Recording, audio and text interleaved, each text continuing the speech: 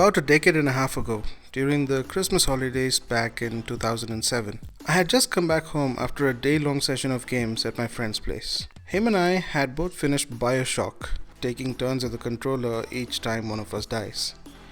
It was a time when the PS3 was still new in the market, yet there were some great games on it, and my mind was focused on what an amazing year it had been for games. Earlier in the year, the PS2 had a great send-off with God of War 2, a game that was leaps and bounds ahead of its predecessor in every aspect, and one that I to this day enjoy playing. Call of Duty had changed forever with Modern Warfare, and I still couldn't believe how beautiful Uncharted Drake's Fortune and Assassin's Creed looked on an HD TV, only to be stumped by videos of Crysis looking better than anything I had seen. Sadly, I never played Crysis because, young me. What I also missed that year, but was well aware of, were gems like Half-Life 2 Episode 2, Portal, Super Mario Galaxy, Mass Effect, and Halo 3, just to name a few. As I lie there in my bed, recalling the mind-blowing twist at the end of Bioshock and the experience as a whole, I just realized something. This is it. There is no going back. I realized that games as I knew them so far have changed. Forever. Little did I know at that time that the same sense would hit me 15 years later in 2022. Hi, I'm Ishaq, and this episode is brought to you by IXI Gaming.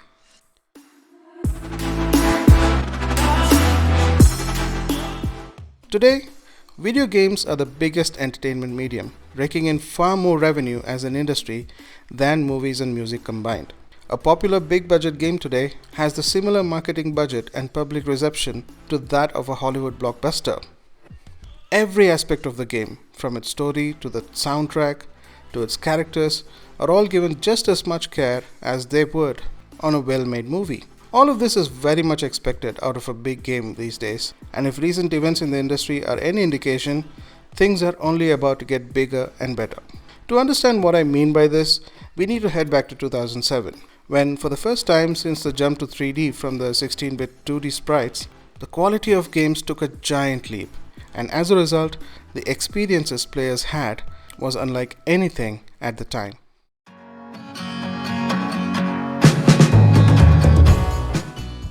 Back in 2007, we had reached a point in time where games were rapidly changing in how they look, play, and function. With the release of the PS3 and Xbox 360, low poly graphics were a thing of the past.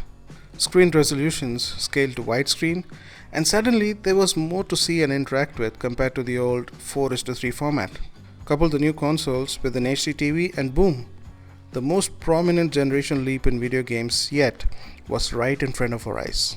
So prominent that even a non-gamer was stunned by the results. Alongside the capabilities of the new consoles and the then high-end PCs, the internet gaining prominence in households, things were about to change, fast.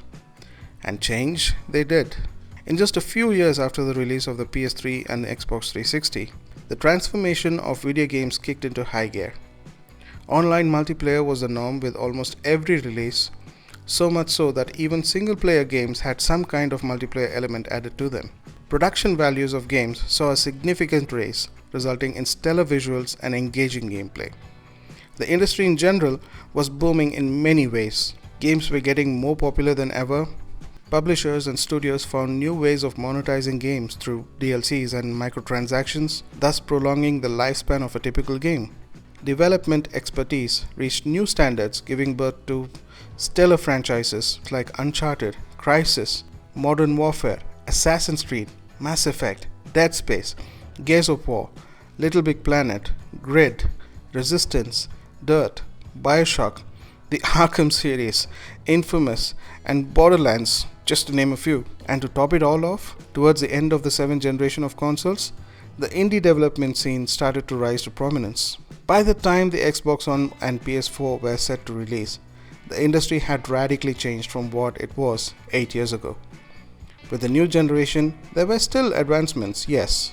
Games looked and played better than ever on consoles, and the PC scene saw the release of the GTX 10 series, upping the ante. Games continued their trajectory of high production values. Live services game rose to prominence, But these were just natural evolutions to the innovations brought in by the PS3 and the Xbox 360. Today, one could argue that the release of the PS5 and Series X consoles is no different to that of the 8th generation devices. And it's a fair point. Granted that today the industry is larger than ever, as I mentioned earlier, and that upward trajectory in quality and technological advancements never changed. But we have not seen anything as revolutionary as what the PS3 and Xbox 360 brought with them at the time. The template has remained more or less the same, only improved over time. Then why is it that in 2022, almost a year and a half into the launch of Sony and Microsoft's console, do I get the same feeling that my younger self had back in 2007? Well, the answer to that lies in some unexpected places, which is fitting because everything about the world over the last couple of years have been unconventional, even the business strategies of two major players in the industry. So that's where we'll begin.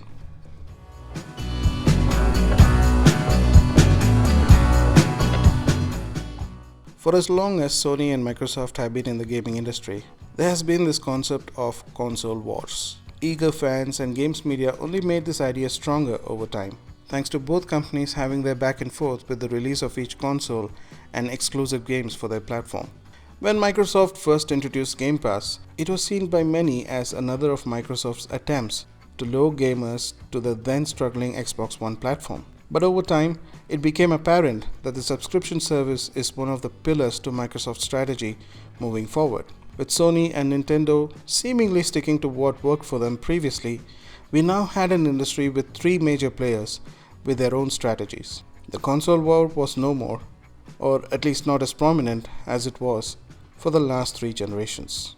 But things only got more interesting over time, with companies now heavily investing in cloud services and Game Pass offering cloud gaming as part of its service in one of the tiers, something that companies like Google charges a fee for with Stadia. Despite a rocky start, cloud gaming has only gotten better over time, with advancements within the space and a better internet infrastructure today than a few years ago. Next in line in terms of evolving strategies is acquisitions, an area where both Microsoft and Sony are very keen on but have very different approaches. The Xbox brand highly benefits from its parent company and its large pool of money for investment. Microsoft went on a shopping spree, purchasing studios big and small, while also creating new ones. Sony, on the other hand, chose their acquisitions based on the studio's history with them and its pedigree to deliver compelling games on their platform. Fast forward a little over a year, and Microsoft made one of the biggest acquisitions in gaming with the purchase of ZeniMax Media, instantly bolstering their IP lineup with all of what is offered by Bethesda. Sony, on the other hand, had purchased big talents like Insomniac, Housemarque, Bluepoint, and Firesprite to name a few. The aforementioned console war was now addressed as content war. But outside these two companies flexing their muscles by buying out studios, things were changing on a larger scale. Studio acquisitions are not something new. Ask EA if in doubt. But the trend seen in recent times is giant corporations dipping in and purchasing stocks wherever they can get their hands on. Companies like Tencent have interest in hundreds of games, both ongoing and new releases each year, including juggernauts like Fortnite and PUBG. On the other hand, we have acquisitions within the industry like Take-Two Interactive's purchase of Zynga. With these many shifts in brands and managements, you can see what is really happening when you zoom out and look at the industry as a whole. Industry consolidation. For better or worse, we have far too many talented studios under fewer, much larger corporations, all of them wanting to make the most out of their IPs.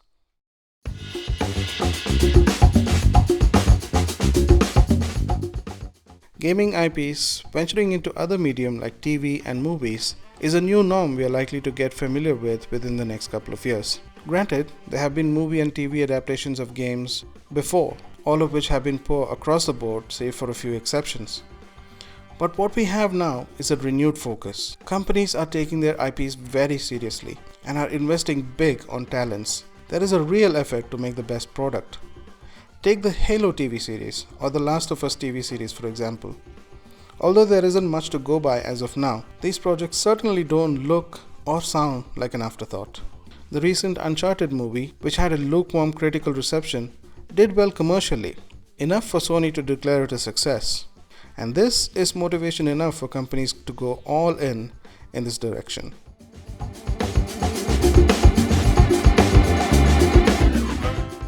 My point is that games are getting larger in every sense of the word. Until a couple of years ago, this was an industry which appealed to a set of people that played and enjoyed games, the numbers of which had been steadily rising. But the pandemic helped those numbers grow exponentially, opening games to new demographics. Until a couple of years ago, conversations only revolved around who had the better hardware and better games. The advent of cloud gaming proves that games will go beyond consoles in the near future. Still in its infancy, cloud gaming promises to be a strong foundation for the future of games.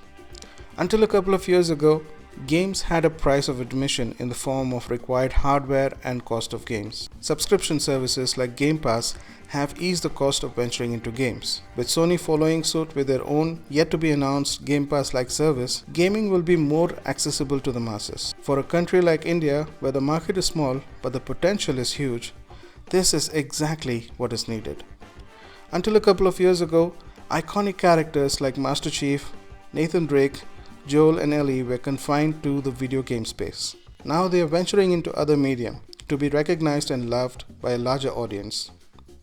Until now, Sony has been primarily focused on stellar single-player games. They have since been investing heavily on multiplayer live service games, which, if worked out as planned, could place PlayStation as a platform of choice for such games. My point is that until a couple of years ago, what might have seemed near inconceivable have all happened over the last couple of years.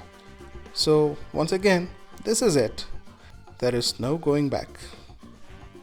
In hindsight, what the young me realized back in 2007 probably was a result of the events and work put in years prior. It feels like we've been going through events of similar significance over the past couple of years leading up to 2022. And this will be a notable year in the history of games, which completes that process of evolution. No wonder I get that feeling of awe once again as I recall these recent events. So, what is your take on the current events in the industry? How old were you when you first started gaming? What is your favorite console of all time? Or are you a PC enthusiast? Sound off in the comments, let's have a conversation going. Let's discuss this and more in future episodes. Until then, I'm Ishaq and this episode was brought to you by Ixie Gaming. You take care, stay safe, and keep gaming.